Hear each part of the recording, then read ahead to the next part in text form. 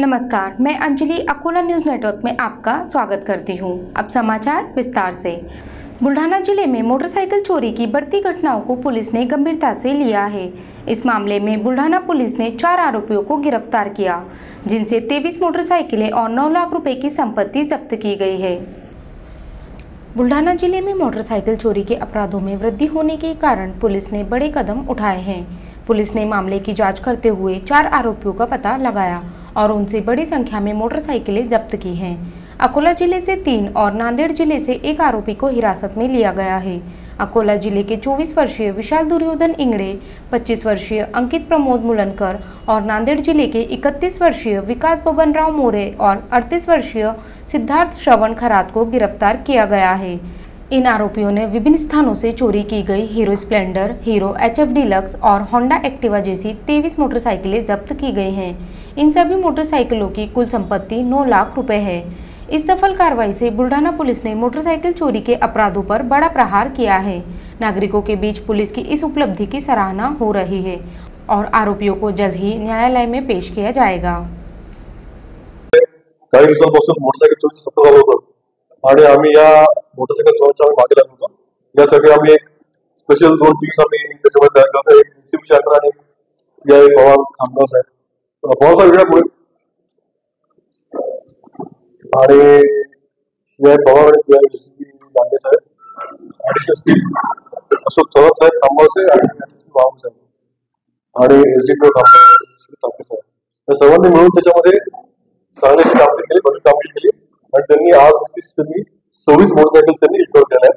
या मोटरसायकलचे गुन्हे जे आहेत ते वेगवेगळ्या जिल्ह्यामध्ये घडले आहेत। आपल्या बुलढाणा जिल्ह्याचे 7 गुन्हे, जळगाव जिल्ह्याचे 7 गुन्हे, वर्धा जिल्ह्यातले 2 गुन्हे, नागपूर जिल्ह्यातले 4 गुन्हे, वाशिम जिल्ह्यातला 1, हिंगोली 1 आणि अहमदनगर 1 असे गुन्हे याच्यामध्ये या गुन्ह्यांची उकल झालेली आहे आणि त्यायोगे आपण 26 मोटरसायकल आपण यामध्ये रिकव्हर केले आहेत आणि याच्यामध्ये आमच्या आमचे SSP खामगाव, SSP गोंदिया, जिल्हा साहेब आणि एसीबी लांडे साहेब, पवार साहेब खामगावचे आणि API शक्करगे एसीबीचे API शक्करगे यांनी आमच्या म्हणजे दिवस रात्र त्यांनी स्वतःला झोपून दिला, स्वतःला झोपून त्यांनी काम केलं। 20 त्यांचा फोटो घ्या आणि शक्करगे साहेबांनी याच्यामध्ये खूप विशेष कामगिरी केली। त्यांनी त्यांच्या पथकाने आणि दिवस रात्र त्यांच्या मागे लागून थोडं जिल्ह्यात जाऊन त्यांनी या गुन्ह्यांची उकल केली आहे। याबद्दल अधिक माहिती आपल्याला सांगण्यात भुसावल रेलवे मंडल के शेगांव रेलवे स्टेशन ने सर्वश्रेष्ठ स्टेशन स्वच्छता पुरस्कार प्राप्त किया है।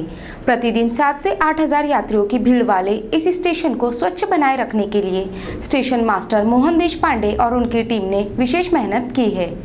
भुसावल रेलवे मंडल के शेगांव रेलवे स्टेशन ने सर्वश्रेष्ठ स्वच्छता पुरस्कार जीता है। विदर्भ की संत गजानन महाराज की नगरी के रूप में पहचाने जाने वाले शेगांव में प्रतिदिन 7 से 8 हजार यात्री आते हैं।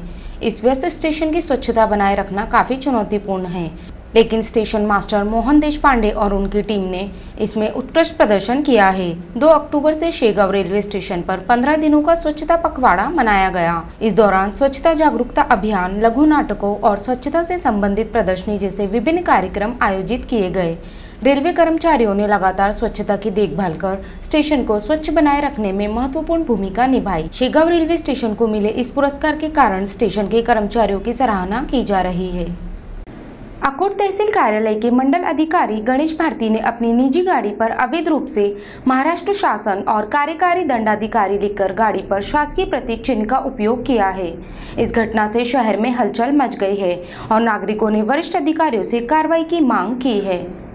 अकोट तहसील कार्यालय में हाल ही में नियुक्त किए गए मंडल अधिकारी गणेश भारती के खिलाफ नागरिकों में नाराजगी बढ़ रही है। कारण यह है कि उन्होंने अपनी निजी गाड़ी पर केवल राजपत्रित अधिकारियों को ही अनुमति प्राप्त महाराष्ट्र शासन का प्रतीक और कार्यकारी दंडाधिकारी का उल्लेख किया है। यह पूरी तरह से अवैध है और इस घटना ने आकोट के निवासियों में आश्चर्य और गुस्से की लहर फैला दी है। राज्य सरकार ने एक परिपत्रक जारी कर निजी वाहनों पर महाराष्ट्र शासन या शासकीय प्रतीक लगाने पर प्रतिबंध लगाया है। इस तरह के उल्लंघन पर सख्त कार्रवाई के निर्देश दिए गए हैं। बावजूद इसके मंडल अधिकारी भारती द्वारा यह अवैध कृत्य सामने आया है। इससे पहले पूजा खेड़कर नामक IAS अधिकारी पर इसी कारण से कड़ी कार्रवाई की गई थी। जिसमें उन्हें निलंबित और पद से हटा दिया गया था। लेकिन आकोट के इस मामले में अब तक कोई कार्रवाई नहीं हुई है, जिससे नागरिकों में नाराजगी है। मंडल अधिकारी द्वारा अपने अधिकारों का दुरुपयोग करते हुए गाड़ी पर शासकीय प्रतीक का उपयोग करना सरकारी नियमों का उल्लंघन है। नागरिकों ने वरिष्ठ राजस्व अधिकारियों से इस मामले को संज्ञान में लेकर तुरंत कार्रवाई की मांग की है। मूर्तिजापुर के खासाबली दरगाह क्षेत्र में 5.5 फुट लंबे अजगर मिलने से शहर में हड़कंप मच गया है। स्थानीय सर्पमित्र मुन्ना श्रीवास ने कुशलता से अजगर को पकड़ा और उसे सुरक्षित रूप से अभयारण्य में छोड़ दिया। मूर्तिजापुर शहर के जूनी बस्ती स्थित खासाब अली दरगाह क्षेत्र में 5.5 फुट लंबा अजगर मिलने से इलाके में भय का माहौल बन गया। अजगर को देखकर लोग डर गए थे, लेकिन स्थानीय सर्पमित्र मुन्ना श्रीवास और उनके भाई दिनेश श्रीवास ने तुरंत ही अजगर को कुशलता से पकड़ा। उन्होंने अजगर को बिना किसी नुकसान के सुरक्षित रखा और वन विभाग के अधिकारियों को सूचित कर अजगर को काटेपुन्ना अभयारण्य में छोड़ दिया। मुन्ना श्रीवास ने बताया कि यह अजगर पाइथन प्रजाति का था और इसका वजन लगभग 15 किलो था। अजगर को देखने के लिए नागरिकों की भीड़ जमा हो गई और कई लोगों ने उसके साथ फोटो और सेल्फी ली। इस घटना ने शहर में उत्सुकता और चर्चा का माहौल पैदा कर दिया है। अकोला जिले के मूर्तिजापुर के भाजपा विधायक हरीश पिंपले के खिलाफ पार्टी में ही नाराजगी का माहौल है। पार्टी के पदाधिकारी और कार्यकर्ता पिंपले के खिलाफ खड़े हो गए हैं और मांग कर रहे हैं कि उन्हें चौथी बार टिकट ना दिया जाए। इस वजह से आगामी चुनाव में पिंपले की उम्मीदवारी पर सवालिया निशाना लग गया है। अकोला जिले के मूर्तिजापुर के भाजपा विधायक हरीश पिंपले के खिलाफ पार्टी के नाराज कार्यकर्ता और पदाधिकारी एकजुट हो गए हैं। 2019 से मूर्तिजापुर से विधायक रहे पिंपले के खिलाफ बार्शी टाकली में पार्टी के वरिष्ठ पदाधिकारियों ने बैठक की। इस बैठक में पिंपले को चौथी बार टिकट न देने की मांग की गई। कार्यकर्ताओं ने आरोप लगाया कि पिंपले दलालों से घिरे हुए हैं और वे कार्यकर्ताओं के साथ अहंकारी व्यवहार करते हैं। कल मूर्तिजापुर में नाराज कार्यकर्ताओं की एक और बैठक होने वाली है, जिससे पिंपले के राजनीतिक भविष्य पर अनिश्चितता के बादल मंडरा रहे हैं। आमची नाराजी अशी आहे की आम्ही जेव्हापासून जनसंघापासून काम करतो, जेव्हा हरीश पिंपळेला तिकीट दिलं तर त्यावेळेस याच्या घरी खाली सादरी टाक्याली नव्हती आणि तेव्हापासून आम्ही आमच्या खासदाराच्या संजूभाऊ धोत्रेने सांगितलं की या खासदारांना निवडून आणा लागते। मग त्यावेळेस आम्ही स्वतःच्या घरचे खर्चानं आम्ही त्याला निवडून आणलं आणि त्याच्यानंतर त्यानं आता एवढे काम केले सुरू की फक्त आता काँग्रेसवाल्याचे आणि राष्ट्रवादीवाल्याचे याचेच कामं करते, तो पक्षावाल्याचं कामच करत नाही।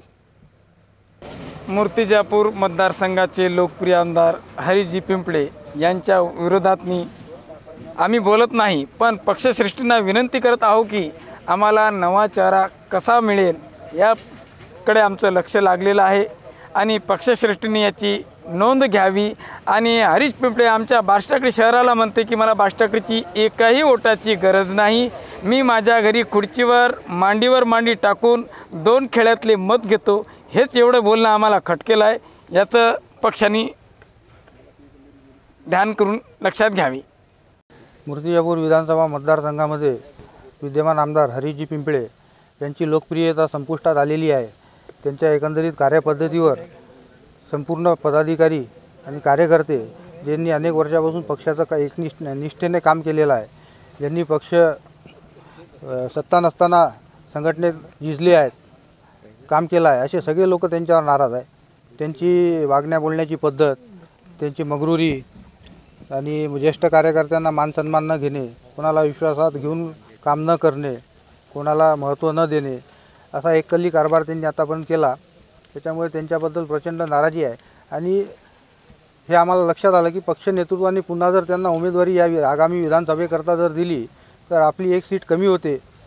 आमदार हरीश पिंपळे काही पुन्हा निवडून येणं शक्य नाही। त्याच्यामुळे आम्ही पक्षहिताच्या दृष्टिकोनातून पक्ष नेतृत्वाकडे ही मागणी केली आहे की आम्हाला इथं नवीन चेहरा, नवीन उमेदवार देण्यात यावा।